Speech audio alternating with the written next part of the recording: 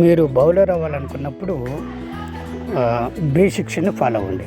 Rhythmic basics అంటే tips techniques అని మీరు అన్నీ చేయాలి. ఇది ఒకటే మీకు చూపెడుతున్నాను, కాకపోతే చాలా టెక్నిక్స్ చాలా టిప్స్ ఉంటాయి. దాన్ని మీరు ఫాలో అయ్యి ప్రతిరోజు మీ జీవితాంతం చేయాల్సినటువంటి ప్రాక్టీస్. అది షాడో ప్రాక్టీస్, బాల్తో ప్రాక్టీస్, ఈ విధంగా ఉంటుంది.